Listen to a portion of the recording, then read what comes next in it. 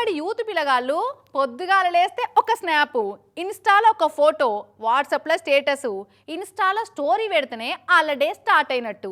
లేదంటే రీల్స్ చూడాలి, చూసినవి నచ్చితే దోస్తులకు షేర్ కొట్టాలి, చాటింగులు చేయాలి, లేదంటే ఆన్లైన్లో గేమ్స్ ఆడాలి. ఇదే ఉంటుంది. ఒకవేళ ఫోన్లో ఛార్జింగ్ అయిపోయింది అనుకోర్రి, ఊపిరాడనట్టే అయిపోతుంది. ఫోన్లో ఛార్జింగ్ ఉన్నా నెట్టు రాలేదనుకోర్రి, జుట్టు విక్కొని ఆగమవుతారు. సంటి పోరాల చేతి నుంచి ఫోన్ గుంజుకుంటే ఎట్లా ఏడుస్తారో అగో యూత్ వాళ్ళు కూడా గట్నే అయ్యారు ఇప్పుడు. ఇదంతా ఎందుకంటే ఈ ముచ్చట చూసిరా పోర్రి.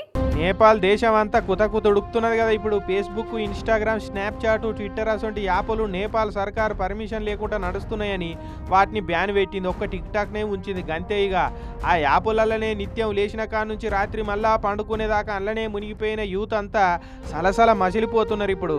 మాకు నౌకర్లు ఇయ్యరు, మాకు బతుకుదెరువు చూపియరు, మాకు మేము నెట్ బ్యాలెన్స్ లేపించుకొని సోషల్ మీడియాలో మా రీల్స్ ఏవో చూసుకుంటా, షేర్లేవో కొట్టుకుంటా, కామెంట్లేవో చేసుకుంటా, మా మానాన మేము మాడిపోయిన మసాలా దోశలు తింటుంటే మీరు వచ్చి ఇప్పుడు యాపులు బ్యాన్ పెడతారా?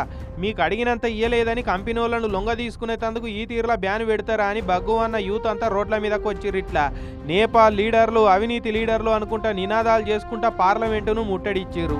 పార్లమెంట్లకు దొరికితే ఊకుంటారు పోలీసు వాళ్ళు. తుపాకులు బయటకు తీసిరు, కనిపించిన వాళ్ళను కనబడ్డడు కాల్చిపడేసిరు. అట్లా 14 మంది ప్రాణాలు పోయినాయి. తోటి నిరసనకారులను పోలీసు వాళ్ళు కాల్చే వరకు నిరసనకారులంతా ఇంకింత రెచ్చిపోయారు. ఆఫీసులను వలగొట్టి అగ్గంటు పెట్టి అంగడంగడి చేస్తున్నారు. ఏడాది లేని పిల్లల చేతికి ఫోన్ ఇస్తేనే అన్నం తింటున్నారు. ఫోన్ గుంజుకుంటే ఊపిరి పట్టి ఏడుస్తున్నారు.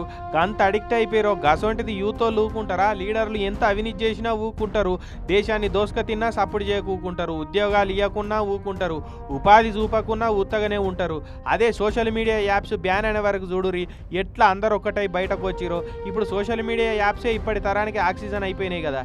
తిండి నీళ్లు లేకుండా ఉంటారు కానీ ఫోను, దానికి ఛార్జింగ్, దాంట్లో నెట్లు, దాంట్లో సోషల్ మీడియా యాప్స్ లేకుంటే ప్రాణం పోయినట్టే అవుతుంటది కదా ఒక్కొక్కరికి. ఇక గసొంటి ఆరో ప్రాణాన్ని గుంజుకున్నట్టు చేసే వరకు వీళ్ళంతా ఇట్లా రోడ్ల మీదకి వచ్చి బొచ్చ కుదుకుంటున్నారు. ఇది చూసి చాలా దేశాల సర్కార్లు కూడా యూత్కు సోషల్ మీడియా యాప్లు ఇస్తే చాలు, మనం కొలువులు ఇవ్వకున్నా, ఉపాధి చూపకున్నా, మనం దేశాన్ని దోసుక తిన్నా ఎవ్వలేం పట్టించుకోరు. ఇక సోషల్ మీడియాలోనే మేము దావుతాం, కారును సూపు, మా అన్న తోపు అని కామెంట్లు పెట్టుకుంటా కొట్టుకసేస్తారు. రోగి ఓరింది, డాక్టర్ ఇచ్చింది ఒకటే అయితే లొల్లి ఉండదు కదా అని లీడర్లు కూడా అనుకుంటుండొచ్చు. ఇక